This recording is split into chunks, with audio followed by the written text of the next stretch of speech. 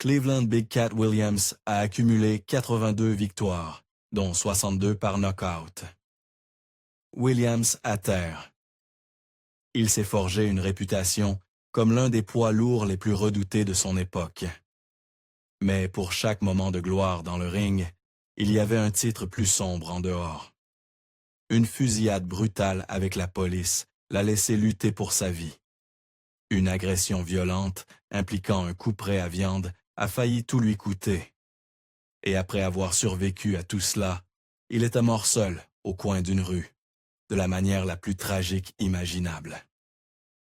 Ce n'est pas seulement une histoire de boxe, c'est une histoire de pouvoir, de douleur et d'un homme qui a continué à se battre longtemps, après que la foule a cessé de regarder. Alors, comment passe-t-on de terrifier la division des poids lourds à être presque oubliée? Voici l'ascension, la chute et la tragédie inachevée de Cleveland Williams. Tout commence avec un garçon dans le sud de l'ère Jim Crow, luttant pour survivre. Son histoire a débuté dans la ville difficile de Griffin, en Géorgie. Pas exactement l'endroit où l'on s'attendrait à trouver un futur poids lourd terrifiant. Il est né le 30 juin 1933. Et alors que la plupart des enfants pensaient au lycée, lui gagnait déjà sa vie dans une scierie de bois à pâte. Ce genre de travail, éreintant à 13 ans, ne se contentait pas de mettre de la nourriture sur la table. Il forgeait le type de force et de cran qu'on n'apprend pas dans une salle de sport. Vous voulez savoir d'où vient la ténacité de Big Cat? Essayez de transporter des bûches pour quelques centimes avant même d'être en âge de se raser. À 14 ans, il montait déjà sur le ring, se testant contre des hommes adultes dans son état natal. Pas de projecteur, pas de caméra de télévision, juste un adolescent avec des poings de lourd et quelque chose à prouver. Il a remporté 4 de ses 6 premiers combats.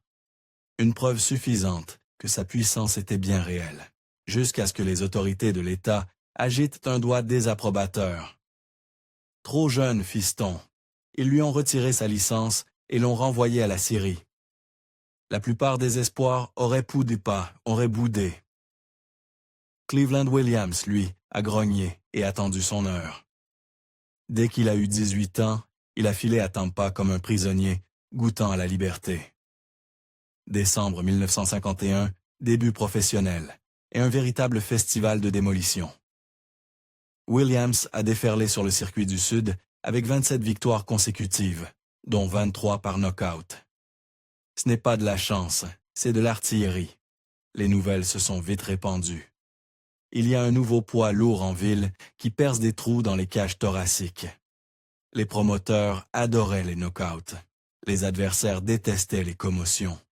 Et les fans avaient enfin une raison d'arriver tôt à l'arène, car si vous cligniez des yeux, Big Cat avait déjà fini son repas. Cette série initiale n'était pas une gentille petite histoire.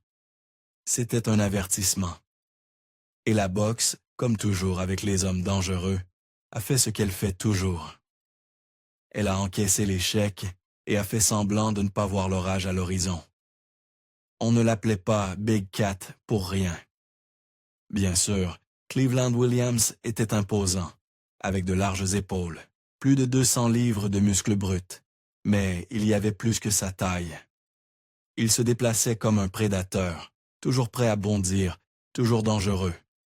Il vous traquait, réduisait le ring de moitié, puis frappait avec une droite que vous ne voyiez pas venir avant que les lumières ne s'éteignent.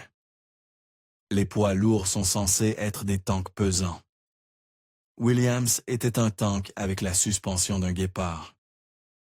Et ce n'était pas seulement une question de force brute. Cet homme dégageait une menace silencieuse qui mettait même les professionnels aguerris mal à l'aise lors des pesées. Pas de bavardage bruyant, pas de spectacle de cirque, juste un regard qui disait « Je suis là pour te faire mal, et je sais exactement comment ».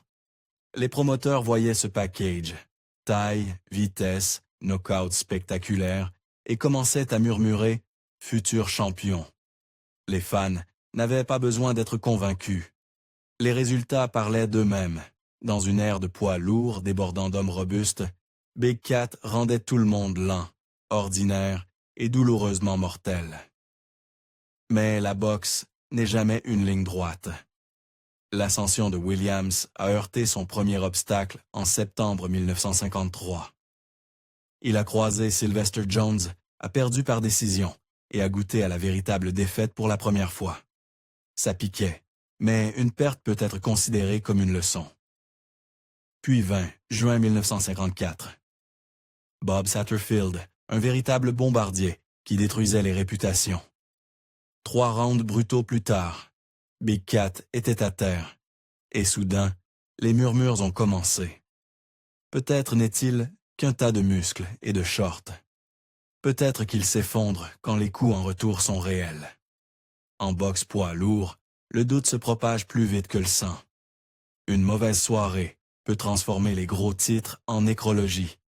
Mais ces 2 revers consécutifs n'ont pas effacé le film des exploits que Williams avait déjà construit. Et ils n'ont certainement pas effacé cette droite, capable d'éteindre n'importe qui. Il avait encore sa place dans les conversations, incluant Marciano et Patterson. Il devait juste tout prouver à nouveau. Mais pendant qu'il se reconstruisait dans les cordes, les coutures de sa vie personnelle se déchiraient grandement. Les victoires apportaient de l'argent. L'argent attirait les profiteurs, et la discipline s'estompait une fois les lumières de la salle éteintes. Les adversaires plus coriaces rendèrent la vie nocturne plus bruyante. Les coups dans le ring n'étaient pas les seuls qui l'encaissaient. Et c'est là la véritable histoire qui se préparait. Un poids lourd avec assez de dynamite pour secouer un champion, et assez de chaos hors caméra pour détruire son propre avenir. Le prochain chapitre ne serait pas écrit par un crochet du gauche. Il serait sculpté par les choix brutaux qu'il faisait quand aucun arbitre n'était là pour séparer les combattants. Et ce chaos hors caméra a explosé en une infamie de première page. En 1959, Cleveland Williams écrasait ses adversaires pour le plaisir. Mais l'artiste du knockout s'est soudain retrouvé à partager les gros titres avec quelque chose de bien plus laid qu'un crochet du gauche. Sa relation avec sa petite amie Gwendolyn Scott a explosé dans un cauchemar tout droit sorti d'un magazine de faits divers. Lors d'une dispute houleuse, Williams a saisi un couperet à viande. Oui, un couperet à viande, et a frappé Scott, l'envoyant à l'hôpital, mutilé et ensanglanté. Les journaux n'ont pas pu imprimer l'histoire assez vite. La furie sanglante de Big Cat. Du jour au lendemain, la star des poids lourds est devenue le visage du scandale le plus sordide de la boxe. Les fans se demandaient si son prochain combat aurait lieu dans le ring ou dans une salle d'audience. Mais dans un revirement qui sent encore le privilège des célébrités, Scott a choisi de ne pas porter plainte. Williams s'en est sorti libre, sa réputation ternie, mais ses poings toujours autorisés à combattre. Le message était laid et clair. Si vous pouvez vendre des billets et marquer des knockouts, les règles de la société semblent soudain porter un astérisque. Williams n'a pas vraiment fait profil bas après l'attaque au couperet. Il a doublé la mise sur l'étrange. Quelques jours plus tard, il a littéralement couru jusqu'au poste de police, en survêtements, chaussures de course, tout l'attirail, et a poliment demandé au sergent de lui rendre la lame avec laquelle il venait de mutiler sa petite amie. Pas d'excuses, pas de remords, juste. Puis-je récupérer mon couperet, s'il vous plaît? Les flics étaient stupéfaits. Les journalistes se sont régalés. Quel genre d'homme mutile quelqu'un, puis traite l'arme du crime comme une serviette oubliée au comptoir de la salle de sport? Cet épisode a peint un portrait plus clair que n'importe quelle photo d'identité judiciaire. Big Cat vivait selon son propre code, intouchable par les conséquences qui auraient envoyé n'importe qui d'autre derrière les barreaux. Et le système judiciaire a, en gros, haussé les épaules. Pas de charge, pas de procès, pas de prison. Était-ce un privilège de célébrité? Une victime trop effrayée ou trop loyale pour témoigner? ou simplement l'aveuglement des années 1950 face à la violence domestique. Choisissez votre poison. Le résultat était le même. Williams est retourné directement dans le ring, avec rien d'autre qu'un titre terni, et peut-être un programme d'entraînement allégé. Pour beaucoup de fans, le message était cruellement évident. La célébrité peut vous acheter beaucoup de choses. Apparemment, même un passe-droit pour une tentative de meurtre. L'épisode du couperet n'était pas seulement un scandale. C'était un voyant rouge clignotant sur le tableau de bord de Big Cat. À l'intérieur de la salle, il était tout en discipline et en concentration de sergent-instructeur. En dehors, pure volatilité et violence. Cet instinct de tueur qui faisait de lui une force dans le ring pouvait tout aussi facilement devenir destructeur une fois les gants enlevés. Les gros titres se sont finalement tus, mais les questions ont persisté. Un athlète vedette devrait-il faire face aux mêmes conséquences que n'importe quel autre homme? Le talent excuse-t-il un comportement qui mettrait fin à la carrière de la plupart des gens? Si un homme ordinaire avait brandi ce couperet, il rédigerait des lettres depuis une cellule de prison. Williams a eu droit à une poignée de main, un gros titre et une autre date de combat. Cela a établi le rythme de sa vie. Un schéma de quasi-catastrophe et de seconde chance où la frontière entre triomphe et désastre était toujours aussi fine qu'un rasoir. Mais le couperet n'était que le prologue. Le véritable coup de poing attendait loin de tout ring ou tribunal, sur une autoroute texane isolée où une seule pression sur une détente allait réécrire l'histoire de Cleveland Williams pour toujours. 29 novembre 1964.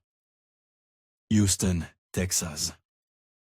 L'Amérique bouillonne de tensions liées aux droits civiques, et Cleveland Big Cat Williams roule à toute allure sur une portion sombre d'autoroute lorsque des lumières rouges et bleues clignotent derrière lui. Le policier est Dale Whitten, de la patrouille routière du Texas, un homme armé d'un Magnum 357 et, selon tous les récits ultérieurs, d'un tempérament explosif. Version officielle, excès de vitesse. Rumeurs officieuses, suspicion de conduite en état d'ivresse. Quoi qu'il en soit, c'est un contrôle de routine, jusqu'à la seconde où ça ne l'est plus. Ce qui s'est passé ensuite dépend de quel badge vous croyez. Mais voici un fait incontesté. Les mots ont fusé. Les tempéraments se sont enflammés. Puis, bang, à bout portant. Le magnum rugit et Williams s'effondre. La balle traverse son abdomen, déchiquette son côlon, fracasse son rein droit et s'enfonce dans sa hanche. Un poids de lourd bâti sur la puissance de ses jambes et son torque lutte soudain pour respirer. Les chirurgiens réalisent le premier miracle cette nuit-là. Mais la facture arrive à échéance. 4 opérations majeures en 7 mois. Un rein arraché. Une balle toujours coincée dans l'os comme un sinistre souvenir. Des lésions nerveuses, une paralysie partielle, 60 livres envolés, et son corps autrefois imposant, réduit à quelque chose de presque méconnaissable. Le poids lourd qui traquait ses adversaires avec des jambes félines tremblait désormais rien qu'en allant à la salle de bain. Le monde de la boxe a retenu son souffle. En une seconde, une menace pour le titre. La suivante, un point d'interrogation à demi paralysé. Et peu importe comment vous découpez le rapport de police, un fait est indiscutable. Une seule pression sur la détente sur une autoroute texane isolée a éventré Big Cat plus profondément que n'importe quel coup de poing n'aurait pu le faire. Ce qui rendait l'épreuve encore plus dure à avaler, c'était le timing. Williams était à quelques semaines du combat dont tout prétendant rêve. Une date en janvier 1965 avec Ernie Terrell pour le championnat WBA des poids lourds vacants. C'était l'opportunité qu'il avait poursuivie pendant des années, le moment où il pourrait enfin se proclamer champion du monde. Au lieu de cela, il a passé ses mois à lutter pour sa vie dans un lit d'hôpital. L'opportunité du titre s'échappait un peu plus chaque jour. puis vint le coup de grâce juridique. Williams n'a pas vu une salle d'audience en tant que victime. Il y est entré en tant qu'accusé. Les charges, excès de vitesse et résistance à l'arrestation, sans mention d'une fusillade presque fatale. Il a plaidé non coupable, a payé 50 $, a purgé une peine symbolique derrière les barreaux, et en est sorti en boitant, une balle toujours logée dans sa hanche. Ça semblait être une tournure étrange. L'homme laissé, avec des blessures à vie, était aussi celui qui faisait face à une punition, tandis que la pression sur la détente était jugée justifiée. Et plus on creuse, plus ça devient laid. Williams était-il ivre au volant? Peut-être. A-t-il répondu avec insolence et résisté? Possiblement. Mais dans le Texas des années 1960, un homme noir n'avait pas besoin d'être ivre pour se retrouver du mauvais côté de la loi et de l'ordre. Williams a plus tard déclaré qu'il craignait d'être emmené à Tomball, une ville réputée pour être dure avec les Noirs. Et des témoins ont affirmé que les officiers l'avaient abreuvé d'insultes raciales avant que le coup ne parte. Alors, était-ce une tragédie due à une imprudence auto-provoquée ou un autre chapitre sinistre du maintien de l'ordre à l'ère Jim Crow? Physiquement, cette balle de 357 a réécrit le plan de Cleveland Williams. Les lésions nerveuses dans la hanche lui ont laissé une démarche hésitante. Une paralysie partielle a volé le torque explosif qui faisait autrefois de lui une menace dans le ring. La perte d'un rein a réduit son endurance. Des mois de rééducation l'ont aidé à marcher, oui, mais le jeu de jambes félin de Big Cat avait disparu. Il n'a plus jamais pu bouger avec la même vitesse ou frapper avec la même force. Et les dégâts qu'on ne peut pas voir à la radio étaient pires. La confiance, ce carburant invisible de tout artiste du knockout, s'échappait plus vite que son endurance. Les fans qui le craignaient autrefois le plaignaient maintenant. Les chroniqueurs ont discrètement rayé son nom des listes de prétendants. Pourtant, l'homme refusait de lire sa propre nécrologie. L'opportunité du titre était perdue. Mais dans l'esprit de Cleveland Williams, il restait un adversaire à affronter, le destin lui-même. Et il brûlait d'envie de prendre sa revanche. Comment remonte-t-on sur le ring après avoir perdu un rein, survécu à plusieurs chirurgies et porté une balle qu'on ne pourra jamais retirer? Pour Cleveland Williams, la réponse était simple. Il le fallait, tout simplement. Les médecins lui ont dit qu'il ne combattrait plus jamais. Mais Williams a refusé de laisser son histoire se terminer sur cette autoroute texane. Oubliez les centres de rééducation stériles. Williams s'est réhabilité à sa manière, la seule qu'il connaissait, le travail brut à la ferme. Du lever au coucher du soleil, il transportait des balles de foin de 80 livres, luttait avec des barrières à bétail et transformait les cicatrices en callosité. Pas de tapis roulant, pas de cryothérapie, juste de la sueur brute sous la chaleur texane. C'était laid et douloureux. Mais petit à petit, le poids est revenu sur son corps, et le feu est revenu dans ses yeux. Et ce refus obstiné de rester à terre allait choquer tous ceux qui pensaient d'un que Big Cat avait déjà rugi pour la dernière fois. En 1966, presque 2 ans après la fusillade, Cleveland Williams a accompli l'impensable. Il est retourné sur le ring. La réaction de la foule en disait long. Une ovation debout pour un homme qui avait toutes les raisons d'abandonner, mais qui a choisi de continuer à se battre. Il n'était pas censé marcher, encore moins lancer des coups. Mais quand il a mis Ben Black KO, ce n'était pas tant à propos de l'adversaire que de la victoire sur son propre corps meurtri. Le rugissement de la foule n'était pas pour le KO. Il était pour un homme qui refusait de rester enterré. Chaque combat de ce retour était un miracle. Ses victoires après son retour n'étaient non pas faciles, mais elles suffisaient à le remettre dans la conversation. Et fin 1966, il a été récompensé par l'opportunité ultime, un combat contre Muhammad Ali pour la couronne des poids lourds.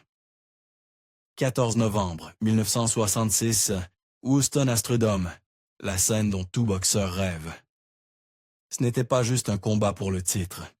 C'était censé être un moment de rédemption, la fin de conte de fées d'une histoire brutale. Mais la réalité se fiche des contes de fées. Williams avait l'allure, épaules larges, regard froid. Mais la réalité était dure. La précision, la vitesse, la fluidité redoutable qui terrifiait autrefois ses adversaires avaient disparu. Ali, en revanche, était à l'apogée de son art. Rapide, confiant, intouchable. Ce qui s'est déroulé n'était pas l'affrontement épique de titans espéré par les fans. C'était une démonstration de ce qui arrive quand la grandeur rencontre la tragédie. Ali a donné une leçon, mettant Williams à terre 2 fois avant que l'arbitre n'arrête le combat au 3e round. Il ne peut pas se protéger. Impossible. Gauche au visage, gauche ou droite. Williams à terre. Il risque de ne pas se relever. La différence entre eux était difficile à supporter. Les coups de Williams n'avaient plus de mordant. Ses jambes ne bougeaient plus comme avant. Et cette menace caractéristique, la traque, le danger contenu, elle n'était tout simplement plus là. Il n'était plus Big Cat. C'était un boxeur volé par le destin, essayant de suivre un sport qui avait continué sans lui. Ce qui aurait dû être un affrontement décisif pour sa carrière est devenu un rappel sobre de tout ce qu'il avait perdu. Cette nuit-là, le monde a vu l'écart entre ce que Williams avait été et ce qu'il était devenu. Le combat contre Ali n'a pas seulement mis fin à ses espoirs de titre. Il a scellé sa réputation de figure tragique de la boxe. Un homme dont l'apogée avait été volé par la violence hors du ring. Et pourtant, on ne pouvait s'empêcher de le respecter. Seul un homme totalement intrépide ou désespérément optimiste aurait grimpé entre ses cordes, dépouillé de ses dons d'antan, pour affronter le plus grand de tous les temps. Était-ce du courage brut? Un déni obstiné? Peut-être les deux. Mais une chose est sûre, Williams s'est présenté pour se battre. Après sa défaite contre Ali, Williams a annoncé sa retraite. Mais s'éloigner n'était pas dans sa nature. En 1968, il était de retour sur le ring, enchaînant 5 victoires consécutives pour rappeler au monde que son esprit rugissait toujours, même si son corps grinçait. La réalité, cependant, a une manière de rattraper. Au fil des années, Williams a affronté des prétendants plus jeunes et plus forts, comme M. Foster et Al Jones. Les défaites s'accumulaient, ses jambes devenaient plus lourdes, et le fantôme de cette balle texane persistait dans chacun de ses pas. Pourtant, il continuait à se battre, refusant de laisser le sport l'éjecter complètement. Finalement, en 1972, Williams a raccroché les gants pour de bon, terminant non pas avec une couronne mondiale, mais avec 3 victoires finales, dont le titre vacant des poids lourds de l'État du Texas. Loin du défilé de championnat qu'il avait autrefois envisagé, mais c'est peut-être là l'essentiel. Dans une carrière marquée par des rêves interrompus, cette ceinture solitaire est devenue une preuve que la résilience peut être sa propre forme de gloire.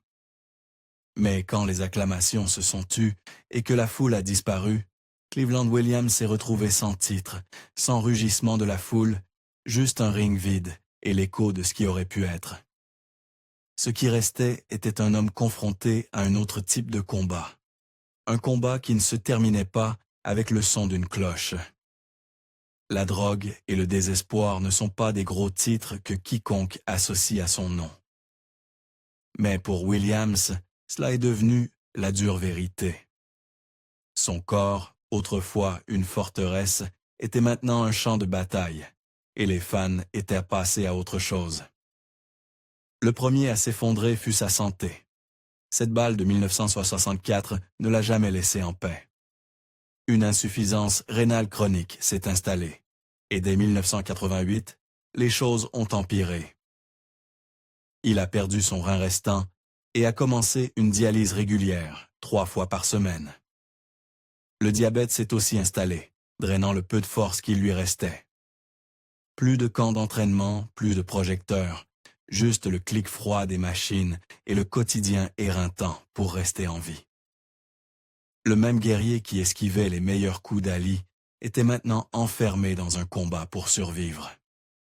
Et cette fois, aucune cloche ne viendrait le sauver. Et quand votre corps vous trahit, le monde rétrécit vite.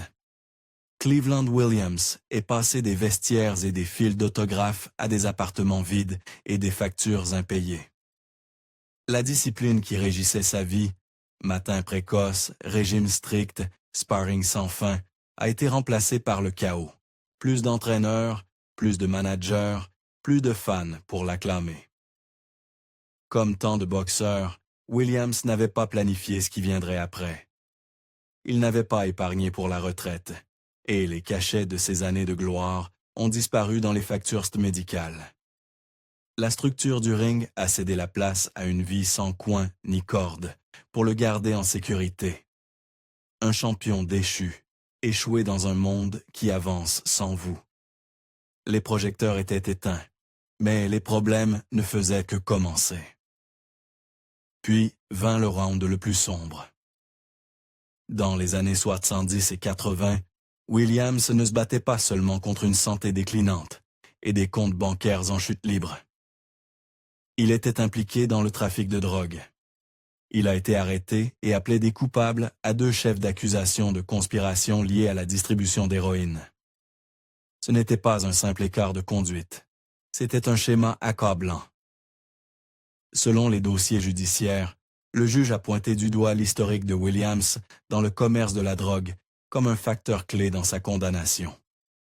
D'un héros du ring à un criminel de gros titres, il faisait maintenant face à la défaite la plus laide de toutes, perdre son âme dans la désespération.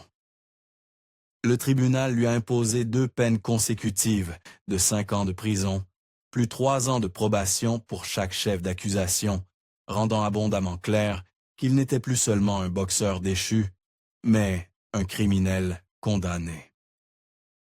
Ce n'était pas le retour triomphal que les fans espéraient. C'était le fond du gouffre. On ne peut s'empêcher de se demander comment un homme passe-t-il d'échanger des coups avec le plus grand de tous les temps à affronter des années derrière les barreaux pour des accusations de drogue. L'histoire n'est pas unique. Peu de sports vous laissent un filet de sécurité. Plan de retraite, soutien à la santé mentale, pas à son époque. Une fois que la foule cessait d'acclamer, le silence était assourdissant. Pour Williams, ce silence était rempli de regrets, d'une santé défaillante et des retombées de choix faits dans une lutte désespérée pour survivre. Il est difficile de dire si les choses auraient pu être différentes. Peut-être avec une meilleure éducation financière, un véritable soutien à la santé mentale ou un filet de sécurité réel pour les boxeurs quittant le ring. Mais Cleveland Williams n'a bénéficié d'aucun de cela. Il a affronté ses démons seul. Maladie chronique, addiction et isolement écrasant s'accumulaient comme des rounds de punition sans cloche. Et juste quand on pense que ça ne peut pas être plus sombre, le destin lui a porté un dernier coup brutal. Cette fois, pas dans une salle de boxe ou un tribunal, mais dans les rues impitoyables de Houston. Le 3 septembre 1999, Cleveland Williams a fait ce qu'il faisait depuis des années. Il a terminé une séance de dialyse et a entamé la lente marche vers chez lui. À 66 ans, son corps était une carte routière de toutes les punitions qu'il avait subies, dans et hors du ring. Big Cat mettait encore un pied devant l'autre, à travers des rues qui n'avaient jamais été clémentes avec lui. Puis vint l'impensable. Alors qu'il traversait la route, une voiture a surgi au coin, l'a percuté et a continué sa route. Pas de crissement de frein, pas d'excuses, juste un homme, laissé briser sur l'asphalte brûlant, inconscient alors que la vie continuait autour de lui. Il n'a jamais repris conscience. Il était resté dans le coma pendant une semaine entière, avant de s'éteindre le 10 septembre 1999. Un délit de fuite qui n'a jamais été résolu. Un conducteur qui n'a jamais été retrouvé. Pas de justice, pas de conclusion, juste le silence. La fin la plus cruelle pour un combattant dont la vie était définie par un round de plus, un retour de plus, une chance de plus. L'ironie est glaçante. Comment un homme qui a survécu à une balle et à des knockouts brutaux peut-il trouver sa fin sur une rue banale? Williams avait affronté certains des hommes les plus dangereux de l'histoire de la boxe. Il avait survécu à une fusillade qui aurait mis fin à la carrière, voire à la vie, de la plupart des hommes. Il s'était relevé du tapis encore et encore, dans le ring et dans la vie. Pourtant, à la fin, ce n'était ni un coup de poing, ni une balle qui l'a achevé. Il y a quelque chose dans la manière dont cela s'est passé qui vous marque. La vie de Williams n'a jamais été simple, jamais sûre. Des scieries de Géorgie au projecteur de l'Astrodome, il combattait toujours contre des adversaires, contre ses propres erreurs, contre l'indifférence du monde. À la fin des années 90, la plupart avaient oublié l'homme dont la droite avait autrefois secoué le monde de la boxe. Aucun tollé national n'a suivi le délit de fuite. Pas de grands mémoriaux, pas de hâte à honorer son héritage. Pour ceux qui se souvenaient, la nouvelle était un coup au ventre. Pour la plupart, elle est à peine passée inaperçue. Mais regardez de plus près. Le destin de Williams parle de chaque boxeur, dont les jours de gloire s'évanouissent quand la dernière cloche sonne. Il a survécu à la pauvreté, au racisme, à une fusillade presque fatale et à la dure réalité du business de la boxe. Il a répondu à chaque compte, peu importe la force du coup. Et pourtant, quand ses plus grandes batailles se sont déroulées hors caméra, le monde a simplement continué, laissant Big Cat traverser une rue animée seul, pour être fauché non par le coup d'un adversaire, mais par la vitesse d'un étranger. Sa fin n'était pas seulement tragique. C'était un verdict sur un système qui glorifie les guerriers jusqu'au prochain grand combat, puis les oublie une fois les lumières éteintes. Vous devez vous demander, que vous rapporte vraiment la résilience? Survivre à l'impossible signifie-t-il quelque chose si le monde vous oublie à la fin? La vie et la mort de Cleveland Williams nous forcent à confronter le véritable coût de la grandeur et la facilité avec laquelle nous laissons les héros glisser entre les mailles du filet. Oui, il était imparfait. Ses choix, la violence domestique, l'implication dans le crime ont tout compliqué. Pourtant, il continuait à se présenter, round après round. Même quand personne ne regardait, il refusait d'abandonner. Sa tragédie finale n'était pas seulement un délit de fuite. C'était de mourir sans la reconnaissance ou la conclusion qu'il avait méritée. Un homme qui a mis tout son corps et son âme dans la boxe méritait plus qu'une note de bas de page. Chaque récit de Cleveland Williams se résume à une même vérité. Il frappait comme un train de marchandises, mais la vie frappait encore plus fort. Des légendes comme George Foreman et George Chuvalo juraient qu'il était parmi les frappeurs les plus féroces qu'ils aient jamais affrontés. Et le ring l'a classé 49e plus grand frappeur de l'histoire. Pourtant, même cette puissance brute n'a pas pu dévier les coups les plus cruels du monde réel. De l'attaque au coup près à la fusillade sur l'autoroute texane, de son unique chance pour le titre contre Ali aux tribunaux, chaque coup a réécrit son histoire. Transformant une étoile montante en la figure la plus tragique de la boxe, un « et si ». L'histoire de Williams nous montre que le talent et la ténacité ne sont pas un gilet pare-balles contre les coups les plus vicieux de la vie. Son héritage n'est pas seulement dans les livres de records. Il est dans le témoignage brut d'une vie où chaque victoire avait un prix élevé et où les applaudissements du monde se sont révélés éphémères. C'est une histoire qui mérite d'être rappelée. Alors, voici la question qui persiste longtemps après la cloche finale. Que nous apprend Cleveland Williams sur le véritable coût de la grandeur? Comment honorons-nous les combattants qui ont tout donné une fois les lumières éteintes? Nous aimerions avoir votre avis. Alors, partagez vos pensées dans les commentaires ci-dessous. Et si son histoire vous a touché, aimez, abonnez-vous et activez la cloche. Nous avons d'autres récits de boxe inédits à venir. Merci d'avoir regardé et à bientôt pour le prochain.